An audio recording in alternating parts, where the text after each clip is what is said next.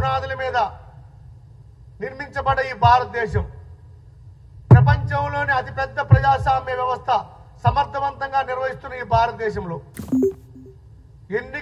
ఎన్నికల కమిషన్ పాత్ర చాలా ముఖ్యమైనది. అలాంటి ఎన్నికల కమిషన్ వారు మాట్లాడుతున్న విధానం, రాహుల్ గాంధీ గారు కర్ణాటకలో, బీహార్లో, మహారాష్ట్రలో అనేక రాష్ట్రాల్లో ఈ విధంగా జరుగుతుందని అనేక ఆరోపణలు చేసినప్పుడు ఎన్నికల కమిషన్ ఏం చెప్పాలండి? అసలు మామూలుగా అడుగుతున్నాం, ఒక సామాన్య మానవుడిలాగా, సామాన్య ప్రజగా, ఒక భారతీయ పౌరులాగా అడుగుతున్నాం.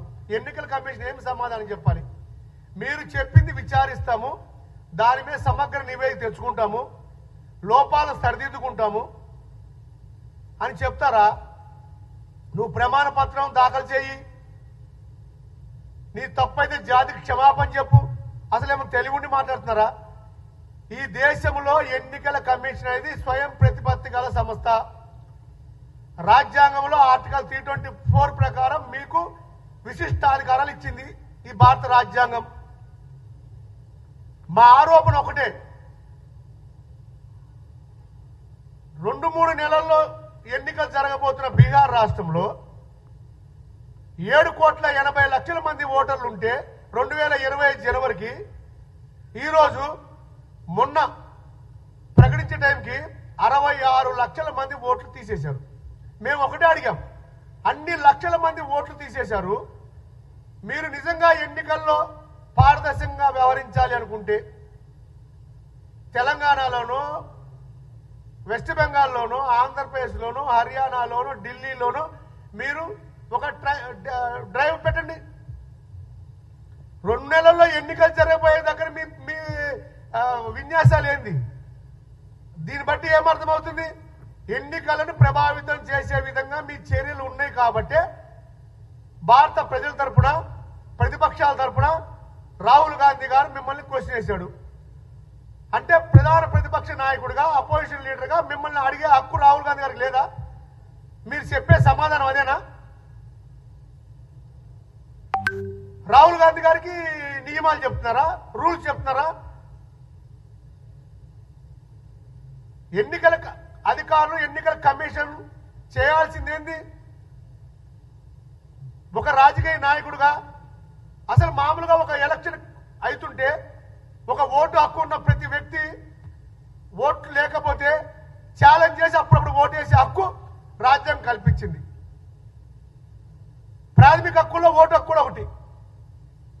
అలాంటి హక్కు మన కాల రాస్తున్నప్పుడు ప్రశ్నించొద్దా?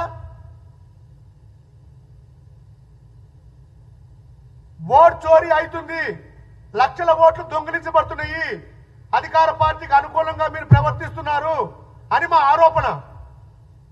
ఆ ఆరోపణ సరిదిద్దుకోవాల్సిన బాధ్యత ఎవరికి ఉంది? ఎన్నికల కమిషన్కు ఉంది. ఎన్నికల కమిషన్ చెప్పాలి, మేము దానిని పరిశీలిస్తాం, దాని జరిగిన లోపాలు సరిదిద్దుతాం, మరొకసారి ఇలాంటి లోపం జరగకుండా చూస్తాం అనాల్సింది పోయి మీ ఇష్టం వచ్చినట్టు మీరు మాట్లాడుతున్నారు. ఒకరు అఫిడవిట్ ఇవ్వమంటారు, ఒకరు జాతి క్షమాపణ చెప్పాలంటారు. అంటే మిమ్మల్ని ప్రశ్నిస్తే జాతి క్షమాపణ చెప్పాలా? మీరు తప్పు చేస్తే సమర్థించాలా? ఏ విధంగా జాతికి క్షమాపణ చెప్పాలి? రాహుల్ గాంధీ గారు ఈరోజు ప్రధాన ప్రతిపక్ష నాయకుడుగా మీరు చేసే అరాచకాలని ఎండగడుతున్నాడు. ఈ దేశంలో నియంత్రితంగా పరిపాలిస్తున్న భారతీయ జనతా పార్టీ విధానాలను అండగడుతున్నాడు. భారతీయ జనతా పార్టీ 11 సంవత్సరాలు వ్యవస్థని చిన్నాభిన్నం చేసి వ్యవస్థల్ని భ్రష్టు పడిస్తుంటే చూసి తట్టుకోలేక ప్రధాన ప్రతిపక్ష నాయకుడిగా ప్రశ్నిస్తున్నాడు. మిమ్మల్ని ప్రశ్నించడమే తప్ప. ఇదే విధంగా ఇది న్యాయం, ఇదే విధంగా ధర్మం. 100కి 100% మా ఆరోపణలో నిజం ఉంది. నిన్న బీజేపీ అధ్యక్షుడు రామచంద్ర గారు చెప్తారు, బీహార్లో ఓడిపోతున్నారు కాబట్టి రాహుల్ గాంధీ గారు భయపడుతున్నారని. మిత్రమా, బీజేపీ అధ్యక్షుడు రామచంద్ర గారు చెబుతున్నావు, ఈ భారతదేశంలో కాంగ్రెస్ పార్టీకి ఓటమి అనేది కొత్త కాదు. అనేక ఒడిదుడుకులు ఎదుర్కొని సుదీర్ఘంగా ఈ దేశంలో పరిపాలించింది. మీ పార్టీ పుట్టక ముందు 100 సంవత్సరాల ముందే కాంగ్రెస్ పార్టీ పుట్టింది. ఈ ఎన్నికల కమిషన్ అయినా, ఈ న్యాయ వ్యవస్థ అయినా, ఈ కార్యనిర్వాహక వ్యవస్థ అయినా, ఈ ఈడీ అయినా, సిబిఐ అయినా, ఇవన్నీ కూడా వ్యవస్థల్ని ఏర్పాటు చేసిందే కాంగ్రెస్ పార్టీ. భారతదేశ ప్రజలకి అన్ని హక్కులు దక్కాలని, రాజ్యాంగం కల్పించిన హక్కులన్నింటినీ కాల రాయకుండా వారు హక్కుల ద్వారా పోరాటం చేయాలి, హక్కులు అనుభవించాలి. భారతదేశంలో ప్రతి వ్యక్తి తన స్వతంత్ర ప్రతిపత్తి కలిగి ఉండాలని చెప్పి ఇన్ని వ్యవస్థలను ఏర్పాటు చేశారు. ఆ రోజు జవహర్లాల్ నెహ్రూ నుంచి ఈ రోజు పరిపాలించిన మన్మోహన్ సింగ్ వరకు. మీరేం మాట్లాడతారు కాంగ్రెస్ పార్టీ గురించి? ఇంత దుర్మార్గంగా ఎన్నికల కమిషన్ వ్యవహరిస్తుంటే అక్కడేంది? మన రాష్ట్రంలో కూడా మేము ఒకటే చెప్తున్నాం, ఆధార్కి ఓటు లింక్ చేయండి. రేపు మన రాష్ట్రంలో కూడా ఇదే పరిస్థితి కదా. హైదరాబాద్ లో ఉన్న వాళ్ళందరూ ఇక్కడ ఓటేస్తున్నారు పోయి ఆంధ్రప్రదేశ్ లో ఓట్లేస్తున్నారు. హైదరాబాద్ లో ఉన్న వాళ్ళు ఇక్కడ ఓటేస్తున్నారు పోయి బీహార్ లో ఓటేస్తున్నారు, ఉత్తరప్రదేశ్ లో ఓటేస్తున్నారు, ఒరిస్సాలో ఓటేస్తున్నారు, వెస్ట్ బెంగాల్లో ఓటేస్తున్నారు.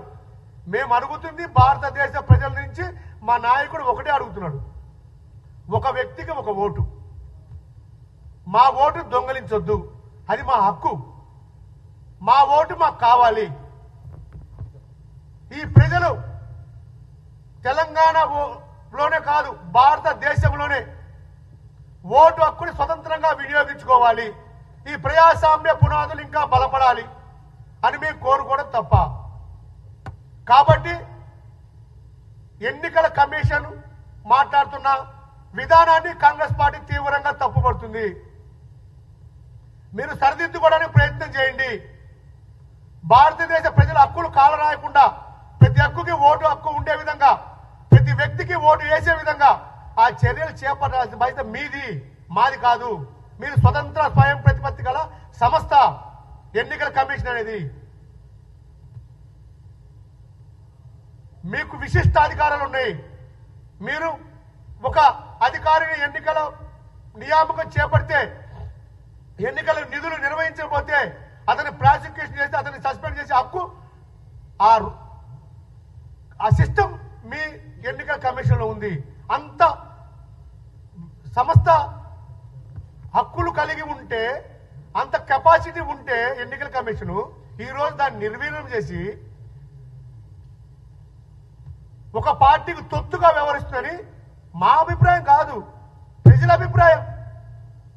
ఇది తెలంగాణ ప్రజలు కాదు, భారతదేశంలో ప్రతి ఒక్క భారతీయుడు అడుగుతున్నాడు. వారి మాటనే రాహుల్ గాంధీ గారు చెప్పారు, వారి మాటనే పార్లమెంట్ లో మాట్లాడారు. మీరు రాహుల్ గాంధీ గారిని అఫిడవిట్ అడగాలి అని తప్పు. 2004లో, 2009లో, 2014లో, 2019లో, 2024లో 5 సార్లు అత్యధిక మెజార్టీతో పార్లమెంట్ సభ్యుడిగా గెలిచి పార్లమెంట్ లో ఉన్న వ్యక్తిని, అపోజిషన్ లీడర్ ని ఒక రాజకీయ ఆరోపణ చేస్తే మీరు స్పందించే విధానం ప్రజలు హర్షించే విధంగా లేదు. మేము ఎన్నికల కమిషన్ తప్పుపడట్లా, ఎన్నికల కమిషన్ నిర్వర్తించే పాత్ర తప్పుపడుతున్నాము, ఎన్నికల కమిషన్ లో ఉన్న అధికారులు తప్పుపడుతున్నాము. మీరు ఎన్నికల కమిషన్ లో ఉన్న అధికారులు మీరు శాశ్వతం కాదు, ఈ వ్యవస్థ శాశ్వతం. కాబట్టి ఎన్నికల కమిషన్ లో ఉన్న అధికారులు ఆ లోపాలు సరిదిద్దే విధంగా చర్యలు తీసుకోవాల్సిన బాధ్యత మీదే. ఈ భారతదేశ యువకులు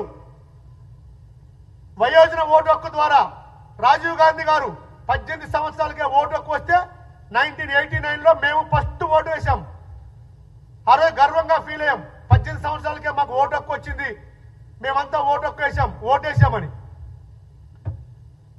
మీకు తెలుసు కదా, ప్రతి సంవత్సరం 2 సార్లు, ప్రతి 18 సంవత్సరాలు నిండిన ప్రతి పౌరుడు ఓటు హక్కు రాయించుకోవాలని